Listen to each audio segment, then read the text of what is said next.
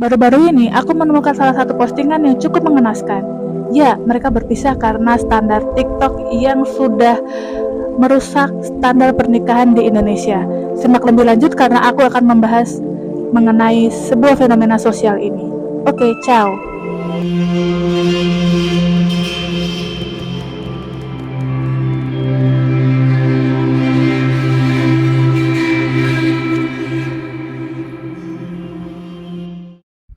Di TikTok, kita sering melihat standar pernikahan yang tampak sempurna.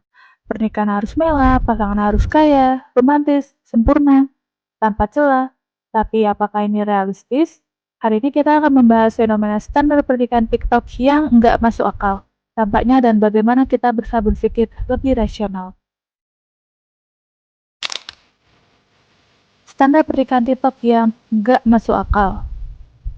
Di TikTok, banyak video yang mengatakan kalau nggak bisa kasih mahar minimal 500 juta, jangan nikahi aku. Nah, namun sebenarnya, apakah standar ini dapat dipenuhi oleh semua orang? Apakah kamu mengingat mengenai kurva distribusi yang sebenarnya di dalam dunia ini, orang dengan gaji 2 sampai 3 digit itu sebenarnya cuma sedikit. Hanya segelintir orang aja yang bisa menghasilkan dengan angka yang begitu fantastis. Sedangkan kaum yang segelintir itu juga akan memilih pasangan yang dengan pendapatan atau keluarga yang selevel dengannya.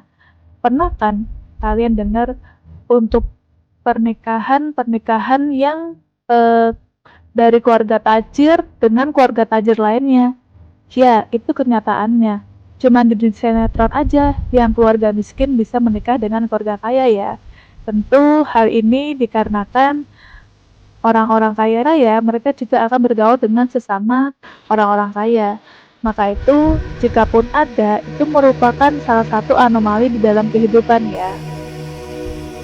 Dan hari ini berkaitan juga dengan kata UMR, upah minimal yang ada di Indonesia per 2025.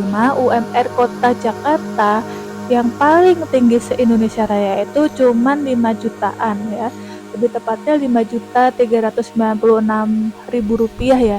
Dan apakah ini mencukupi dengan standar TikTok yang pengen punya pasangan bergaji 2 digit? Oke, dan apakah sebenarnya kekayaan itu adalah faktor yang menentukan kebahagiaan pernikahan? Kita lanjut ke segmen selanjutnya ya, yaitu adalah sebuah tren yang dimana kalau pasanganmu nggak glowing, fake downgrade. Oke, padahal kecantikan atau kegantengan itu subjektif ya dan akan berubah seiring waktu. Yang lebih penting adalah karakter dan kompatibilitas antara pasangan suami dan istri. Nah, kemudian dengan adanya tuntutan pernikahan harus mewah nih untuk gengsi ya terutama.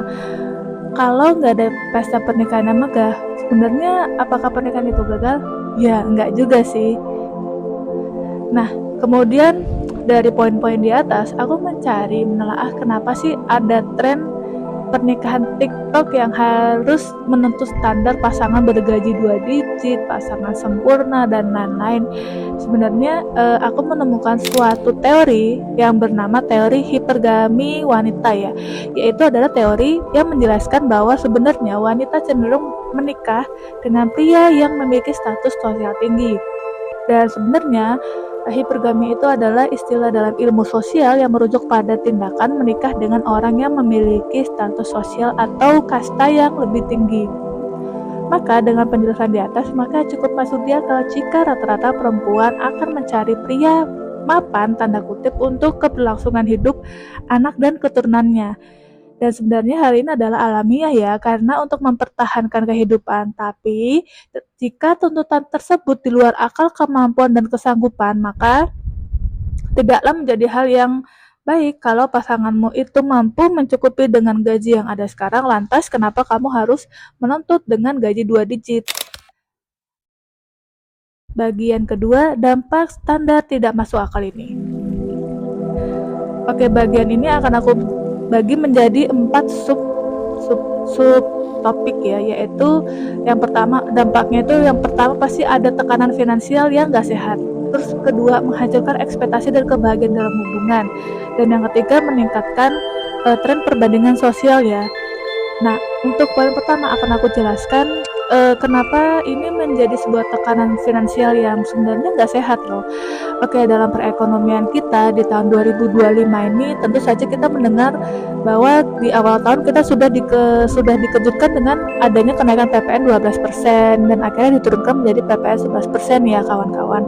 Nah, kemudian dengan adanya standar ini, maka kemungkinan orang-orang akan semakin enggan untuk menikah dan akan menunda pernikahan itu ya, karena mereka belum menemukan pasangan yang cocok. Kemudian seumpamanya mereka ada yang cocok, mereka juga tidak merasa kompatibel karena mereka punya standar yang tinggi, dan sedangkan mereka juga belum tentu standar itu yang dia tuntut ke pasangannya gitu kan. Kemudian juga akhirnya demi memenuhi ekspektasi ini, mereka mulai membuka situs pinjol, terus dan tak jarang juga terjerat judi online ya, karena menuntut pasangan karena dituntut nih sama pasangannya harus bergaji 2 digit dan 3 digit ya. Akhirnya mereka mencari jalan pintas seperti pinjaman online yang akhirnya nggak dibayar, kemudian judi online ya. Terus kemudian untuk poin nomor 2 itu menghancurkan ekspektasi dan kebahagiaan dalam hubungan. Nah, sebenarnya tuh ini nggak realistis gitu. Kenapa kita harus mempunyai standar yang orang lain, tapi kita tuh nggak melihat standar yang kita buat untuk diri kita sendiri gitu. Kalau misalnya kita sudah bahagia dengan apa yang ada di dalam diri pasangan atau keluarga kita, ya sudah, ya udah itu kebahagiaan kita sendiri gitu. Tapi kalau kita membandingkan dengan kebahagiaan orang lain, misalnya oh si dia dikasih rumah dengan harga sekian padahal mereka udah punya rumah. Oh si dia dikasih mobil sama pasangannya, ya notabene harga mobilnya itu juga pastinya nggak murah ya, pastinya mahal dan termasuk luxurious thing ya gitu. Tapi ketika kalian membandingkan kebahagiaan kalian dengan kebahagiaan orang lain, nah maka di situ kalian akan menghasilkan ekspektasi dan kebahagiaan dalam hubungan kalian sendiri. Terus kemudian dengan adanya sosial media ini juga meningkatkan tren perbandingan sosial ya gitu. Padahal nggak, kalian kalau buka Instagram atau buka TikTok, kalian setelah membuka aplikasi tersebut kalian malah nambah overthinking. Ya, itu yang dimaksud dengan meningkatkan tren perbandingan sosial aja. Jadi kalian merasa apa yang kalian sudah raih dengan pencapaian kalian saat ini itu kayaknya kurang gitu, kayaknya nggak cukup. Padahal sebenarnya jika orang lain melihat kalian sudah sangat istimewa sekali dengan pencapaian yang sebenarnya udah kalian capai nih di usia seperti ini gitu. Ya harus mereward diri sendiri lah. Kita jangan selalu melihat ke atas, kita harus bersyukur sama apa yang sudah terjadi dan apa yang sudah kita capai. Sekecil apapun pencapaian, tapi yang namanya pencapaian tetap harus kita rayakan ya teman-teman. Bagian 3, solusi dan cara berpikir yang lebih sehat. Sebenarnya ada hal lain yang perlu kita perhatikan dalam sebuah hubungan, yaitu keduanya saling bekerja sama, saling membantu dan melengkapi satu dengan yang lain. Jika pasangan kamu sudah bertanggung jawab dan sudah melakukan kewajibannya, maka lakukan apa yang sudah menjadi tanggung jawabmu juga. Ada 3 poin yang akan aku jabarkan di dalam bagian yang ketiga ini, yaitu adalah fokus pada realita bukan fantasi.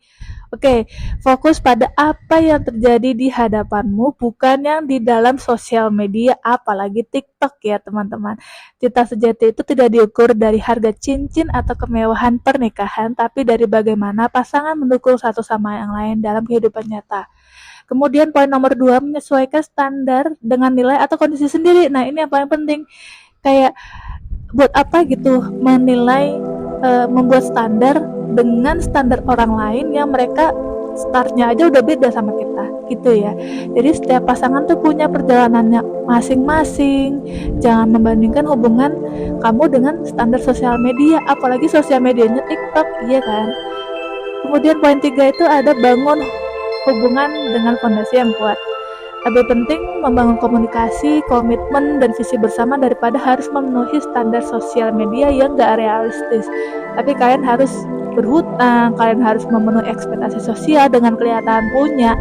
Namun kondisi finansial kalian red flag nih.